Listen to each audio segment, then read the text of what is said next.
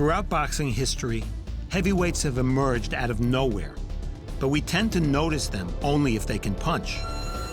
It's safe to say that before the 2008 Olympics, only a handful of Americans knew of Deontay Wilder. That Wilder won a bronze medal at those games was a surprise.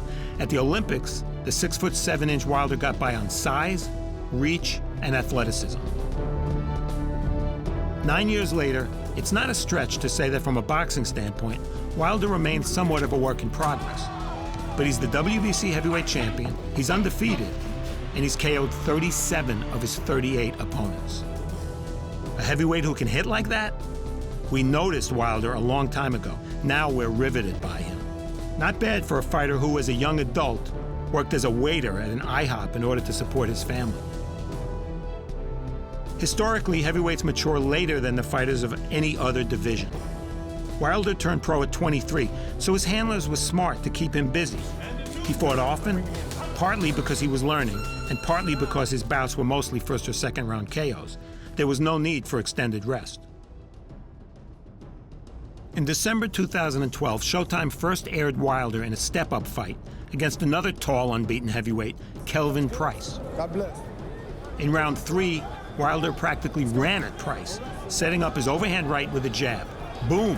Oh, what a shot! There it is! Price down and maybe out. The right hand, it delivers. Just like that, Deontay Wilder picks up his 26th knockout in his 26th pro bout. Then the hits just kept on coming.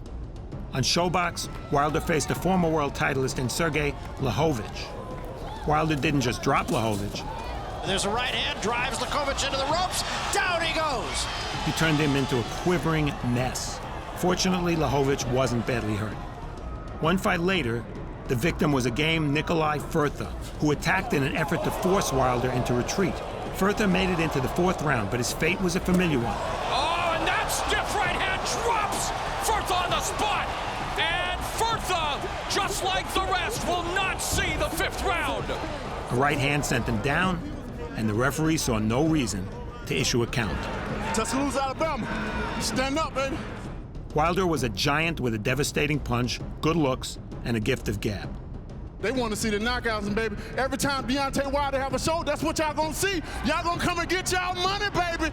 Slowly but steadily, a shift was developing. There hadn't been an American-born heavyweight titleist since 2006. That was about to change.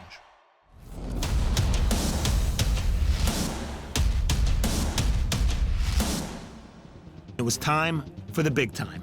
Are we looking at the next American heavyweight champion? With Wilder challenging the heavy-handed Haitian Berman Stavern for the WBC title. Wilder dominated despite suffering a stress fracture in his right hand. There's a 1-2 by the challenger, another right hand, and now Wilder pouring on the pressure at the bell! And a takedown at the bell by Stavern! Wow! In round 7, all 3 judges scored 10-8 for Wilder, despite the absence of a knockdown. Oh, the right hand! And Wilder now going on the attack! Stavern trying to cover up along the ropes! What didn't happen? For the first time in his pro career, Wilder did not score a knockout. Extending from 4 rounds to 12 rounds was certainly a long-term positive, as was the fact that Wilder stood up to Stavern's power punches. That quieted the critics who had questioned Wilder's chin. Wilder started with the jab, he finishes it with the jab! Wilder was 33-0 and a world titleist. No one was suggesting he was the top heavyweight in the world. Klitschko still held that distinction. But he had beaten his first legitimate top 10 opponent, and at age 29, his future sizzled and sparkled. In America, the heavyweight division mattered again.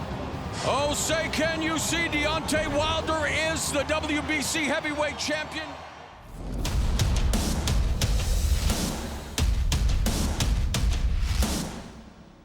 Five months after dethroning Stavern, Wilder defended against a tall puncher from Texas named Eric Molina. The fight was a homecoming. It took place in Birmingham, Alabama, 60 miles from Wilder's home in Tuscaloosa.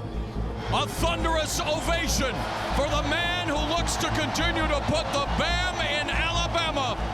It was the first world title fight ever held in the state of Alabama. Molina had been KO'd in one round by perennial contender Chris Arreola, so expectations were low. Oh, and the left hook drops Molina! There's a right hand, he turns his back, down goes Molina! This crowd ready to erupt like a volcano as they anticipate the end. Clubbing right hand, Molina goes down for the third time. The challenger proved tough and stubborn, somehow lasted until the ninth. In that round, Wilder connected with a right that instantly ended the fight. Well, there's a great shot, and he goes down faster than a plate of Alabama barbecue, and that is it. Wilder seals the deal. A familiar scene. When Wilder's victim fell, the referee didn't bother to count.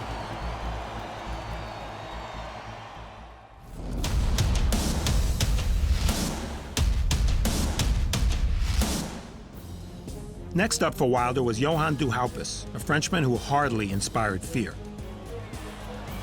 Again, fighting at home in Alabama, Wilder hammered Duhaupas from the start, bloodying him and leaving him black and blue, but failing to knock him down.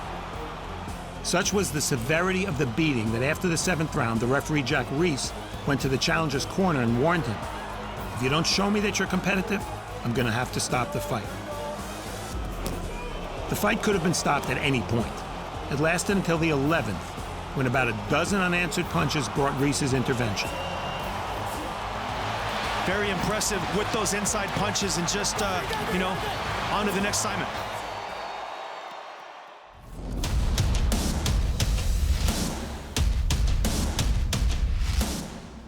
The heavyweight division is usually tissue thin.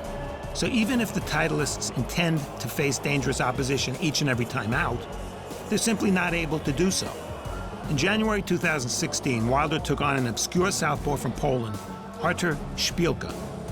Wilder's critics excused the relatively soft matchmaking for one simple reason. After Szpilka, Wilder would face mandatory challenger Alexander Povetkin, former champion who was both accomplished and dangerous. First things first. Referee Mike Griffin calls for the bell. Szpilka proved tricky and awkward, Double jab from Szpilka. even rallying to catch Wilder in round 5. Oh, and he got caught there.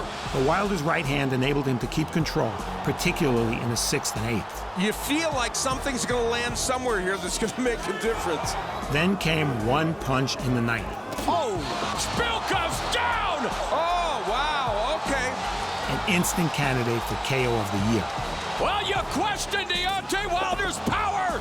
The proof is in the banana pudding as he just turned the lights out on Artur Szpilka. It served as a chilling reminder of what Wilder was still capable of doing with his right hand.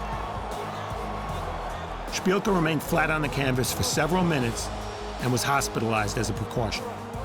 As it turned out, Alexander Povetkin would not be Wilder's next opponent. When Povetkin tested positive for a PED, the fight was scrapped. It wouldn't be the last time Wilder would be denied a chance to prove himself against top-shelf opposition.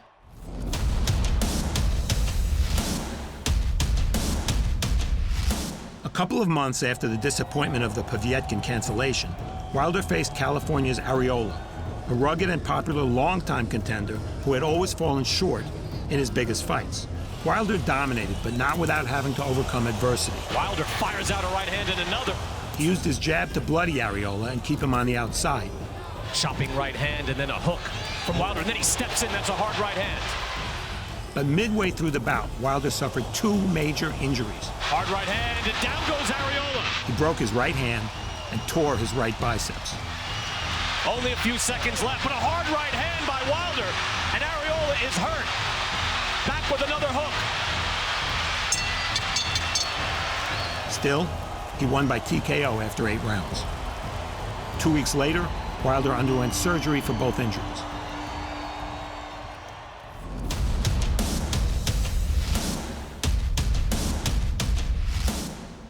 In February 2017, Wilder's comeback fight was supposed to be against Poland's Andrew Warczyk, but déjà vu. 1 month before the scheduled fight, Warczyk tested positive for a PED.